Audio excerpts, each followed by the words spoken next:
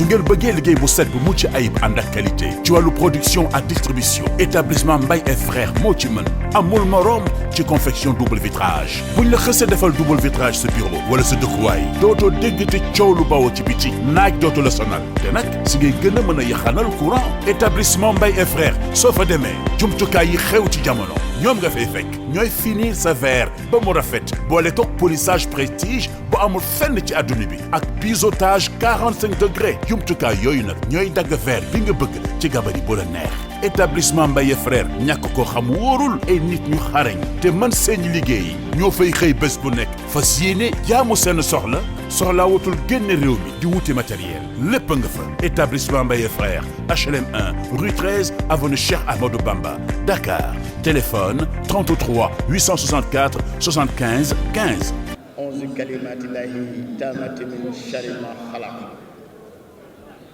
alhamdulillahi allazi lahu ma fi samawati wa ma fi al-ard wa lahu al-hamd wa lahu al-azimul khabir. ihwatul muslim wal muslimat fi kulli makan nuwayyikum tahiyatul kalimatul haqq wa kalimatul salam hiya assalaamu aleykum wa rahmatullah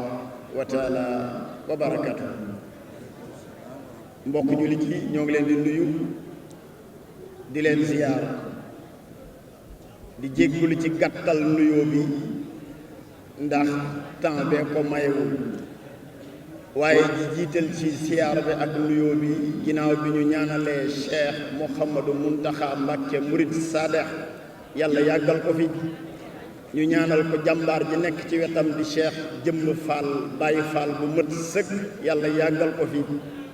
ñoo ngi ubbeekoo ci sunu bunt ci Serigne Saliou Serigne Cheikh Ahmadou Mbacké Cheikh Ibn Serigne Saliou di ko ñaanal yàlla yàggal ko fi lool tax ñoo ngi ziar tey jaajëfal Cheikh Mokhtar Diouf ak mboolem ñi nga xam ne ànd na bokk ak ñoom liggéey bu sell gi ñuy liggéeyal Serigne Touba. di jiital tam ci wàllu soxna yi sunu yaay bu baax ji di ko ñaanal mu dund 195 ans soxna Soodo Xuma yàlla yàggal ko fi lool. ñoo ngi ziar ñëpp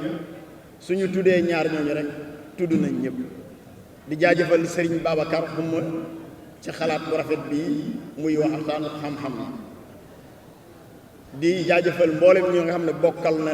bokkal na ak ñoom comité scientifique bi. di jaajëfal sama nijaay sama papa yi nga xam ne jiitu nañ ma di Serigne Babacar Ndaak fa tabaarakallah wax bi matale na professeur Faye macha allah wax bi matal na di ziar Lamine Ndiaye mi nga xam ne su ma noppee moom mooy addu di ko ziar tam bu baax di ziar kilifa yi fi jaar yépp di ziar sama soppe sama xarit Serigne Saliou Fall ñoo ngi lay ziar bu baax Fall yaram thème bi de dañu ne Mouhamadoul Moustapha l'exemplarité dans les comportements et viatiques d'une éthique. mu mel ni ci biir thème bi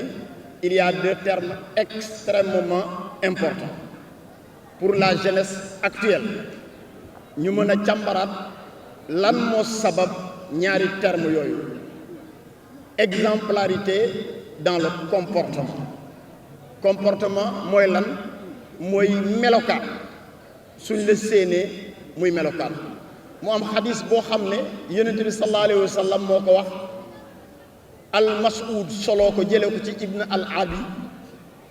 yonent bi sallallahu alayhi wa sallam mu ne xayrukum man ma zakkara allah bila ruuhi mantiq nee na ki gën ci yéen mooy koo xam ne saa boo ko gisee ci wàllu comportement maanaam dalay yóbbu ci bëgg yàlla ak sopp lu baax ak jëf ju baax kon l'exemplarité de Cheikh Mouhamadoul Moustapha Al Kabir mooy lan ci wàllu melokaanam suñ ko gisee rek da ngay xam ne murid saadixan bi ci description Cheikh Mouhamadoul Moustapha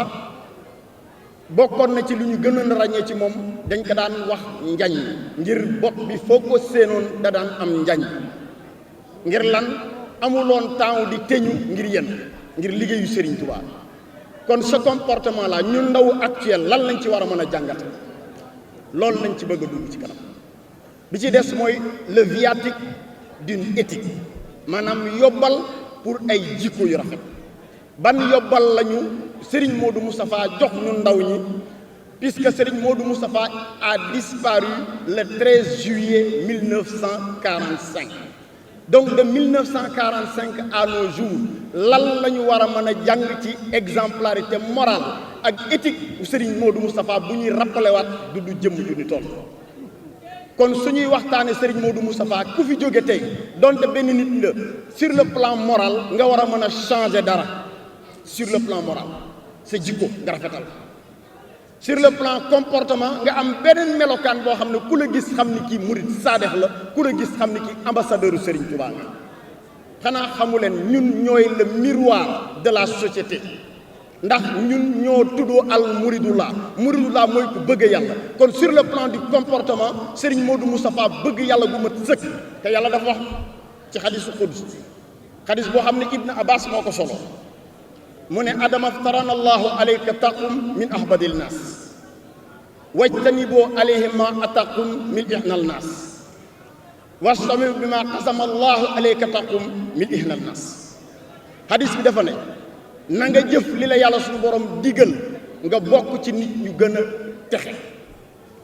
na nga moytandiku li nga xam ne yàlla tere na la ko nga bëgg ci jaam yi ñu gërëm na nga doyloo li la yàlla suñu borom jox nga bokk ci ñu gën a riche 3 points yoo xam ne tey ci comportement wala exemplarité sur le comportement de Serigne Modou Moustapha du 19 juillet 1927 muy rappel à Dieu du Cheikh Ahmadou Bamba jusqu'au 13 juillet 1945 Serigne Modou Moustapha da cee wone yooyu sëñ Babacar Ndaaj wax na ko sànq le 19 juillet 1927 le monde est en crise nous venons juste de sortir de la première conflagration mondiale muy la guerre mondiale première guerre mondiale Serigne Modou Moustapha li nga xam ne mooy Serigne Touba war koo donn ci jamono la xalif des temps difficiles les temps les plus difficiles sàccul rëmbaajul détournéwul compte kenn fumistewul demul snobé kenn il n'a pas snobé un pouvoir politique demul raamal pouvoir politique sàccul alalu kenn Serigne Modou Moustapha tappalewul pour am mais dafa takk ndigam wuti ay tool yu mel ni Taïf Naydé Bayla yu ci mel na Tindodi yoo xam ne da leen def dem di bëy lam fay amee di ko yóbbul Serigne Touba kon donc sur le plan du comportement lan lañ far a jàngee ñun les jeunes actuels mooy le courage l'abnégation et l'honnêteté Serigne Modou Moustapha loolu la ñuy jàngal kon comportement Serigne Modou Moustapha ci jamono les temps difficiles nga xam ne jamono jooju pour nga gis ku am kilo ceeb c'était un problème pour nga gis ku woddu c'était un problème mag ñu njëkk yi saako yi ñuy wax siisaal dañ ko daan def ay ceeb saako yooyu lañ daan soppi di ko def ay yére bu ñu sebetoon ba pare sebetin bi lañ daan jël di ko naan kon c'était très difficile et nous venons juste de sortir de la première conflagration 14-18 bi nga xam ne Serigne Modou Moustapha sëñ Fallou Fall mi nga xam ne mag la ci moom wane na ci exemplarité boo xam ne ba ci sëñ Modou Moustapha nga xam ne dinañ ci ñëw ñooñu wane na ci comportement boo xam ne dañ ko jëlee ci Serigne Modou Moustapha Al Kabir kon sur le plan du comportement Serigne Modou Moustapha war nañu ñun les jeunes actuels bu ñu bëggee liggéeyal Serigne Touba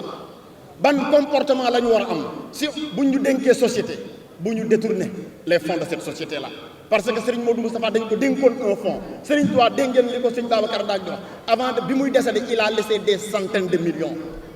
waaye Serigne Modou Moustapha da ko teg ne le am jom avec courage abnégation fidélité takk ndigam liggéey yoo xam ne moom la amal boppam ngir mission bi nga xam ne am na 2 missions mooy samp juma Serigne Touba ci suuf ak talal raay bi ngir jëmale ko Touba et ça sur le plan du comportement aux temps les plus difficiles kon ñun ndaw ñi tey quand les temps sont difficiles en tant que mouride que devons-nous faire bu nu amee ay tool nañ dem tool liggéey ngir jëriñ suñu bopp bu nu xaar lenn ci kenn le président Kennedy da doon wax the best citizen is not that who say what can I do for my country what can my country can do for me but that who say what can I do for my country Kennedy dafa doon wax ki gën ci citoyen mooy koo xam ne mooy ne lan laa mën a defal sama réew waaye doo ne lan la ma sama réew mën a defal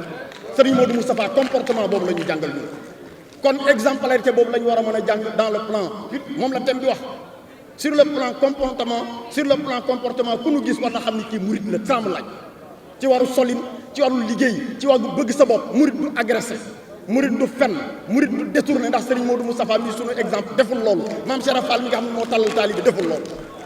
dama am bis ma ànd ak Serigne Saliou Xelkom ak mbokk dongo yi ñuy dem ba mu yàgg mu ne mu mën a ko mbàkke mu ne ma buddul ma naaf bi mu buddi benn naafu gerte yëngal ko indil kooku gësam suuf si mu toj benn gerte sex ko ba mu ko sexee ba mu yàgg dal di puuf tuuf lu ko ci suuf ne tuub naa ko sunu baay sebra daanul liggéeyal Serigne Touba nii da daan liggéeyal Serigne Touba jox ko lépp boppam dara jikko jooju la ñu Serigne Modou Moustapha samp ngir jële ko ci maam Cheikh Rafal kon nañu comporté wu sur le plan du comportement ab murid il est le miroir de sa société ab muridullah mooy ci bëgg yàlla kon sur le plan comportement lii la ñu Serigne Modou Moustapha jox en tant que yóbbal ci gàttal beneen bi mooy sur la notion du viatique de l'éthique éthique mooy ay jikko yu rafet yonente bi sallallahu alayhi wa sallam dañ ko tàgg ci alxuraan laqad kaana lakum fihi rasulillahi uswatun hasana liman kaana yarjuhu lillahi ila axiri aya ba pare yàlla ne ko yow inama bu istu li utamimal makarimal axlaq ba pare yàlla waxaat ne ko yow dañu laa yónni ngir nga doon jant buy leeral wa dayan ilallah bi iznihi wa sirajan munira lii li moo nekk mission yoon il était venu pour refaire les comportements jikko yu ñaaw yi nga xam ne tey moralement di dañu jëloon fen teg ko ci kaw dëgg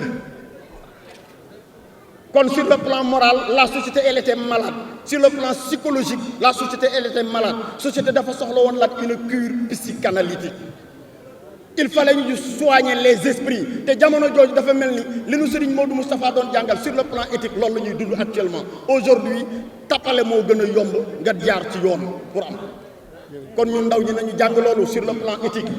Serigne Modou Moustapha dañoo jàngal l'éthique muy jikko yu rafet la déontologie muy ay jikko yu rafet yoo xam ne moom lañ tàggee yonent bi sallallahu alayhi wa sallam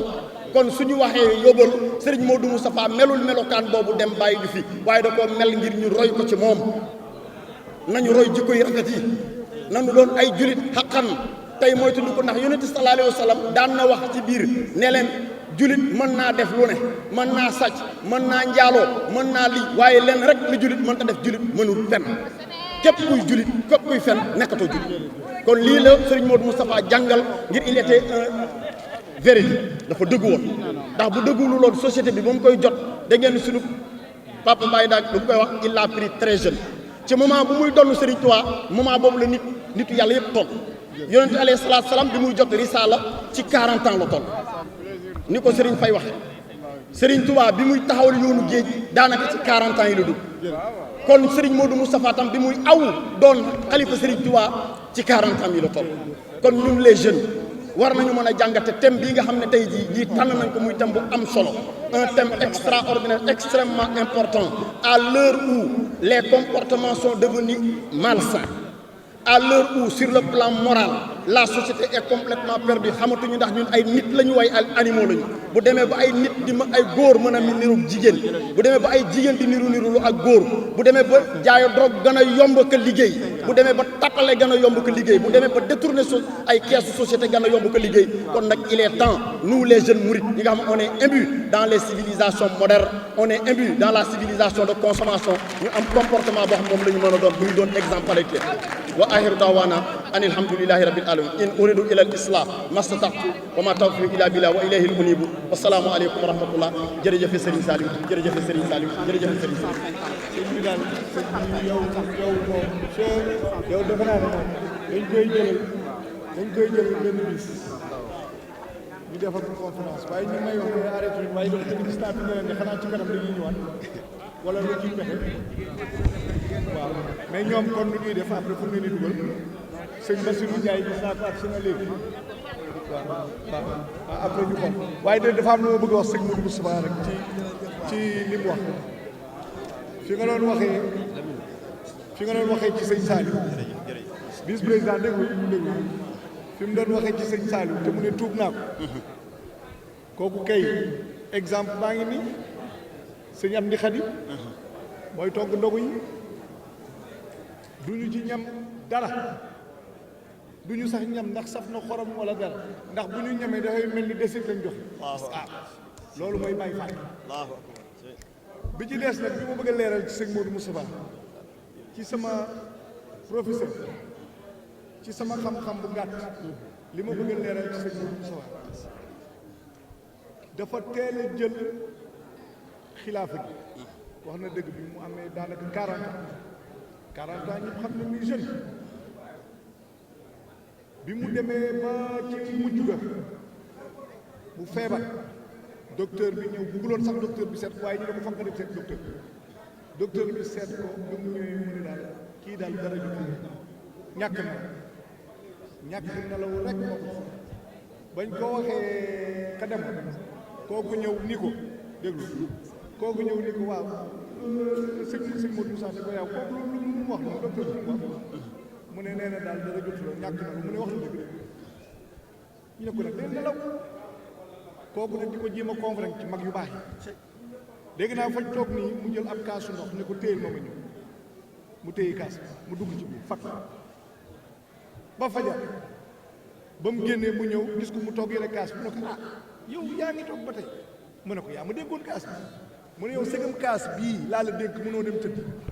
asama man liñ ma dénk li ma sëñ bi dénk nalawul pendant 20 ans jërëjëf kon nag ah gars yi nee nañu ñii xam naa lu neex lu doy waaw kon nag di sant ñëpp di gërëm ñëpp di sant sang yi ñoom soxna jàpp Fall ñoom soxna si Fall sang yu tedd yi ñëw wax dëgg yàlla di sant soxna Sooda Xuma ak kuréel gi di leen wax ni daal wax dëgg yàlla bég nañu lool lu neex lu doy xam naa yi des daañ ko àggale sëñ bi ak sëñ Bassirou Ndiaye bi ma gis léegi soxna Seyni bu Fall waaw xam naa bu ci xajee bu subaa ñu xool rek fu ñu leen di dugal incha allah. Pour suivre l'actualité en temps réel, abonnez-vous à votre chaîne YouTube Tawfekh Production de suivre avec nous l'actualité nationale et internationale.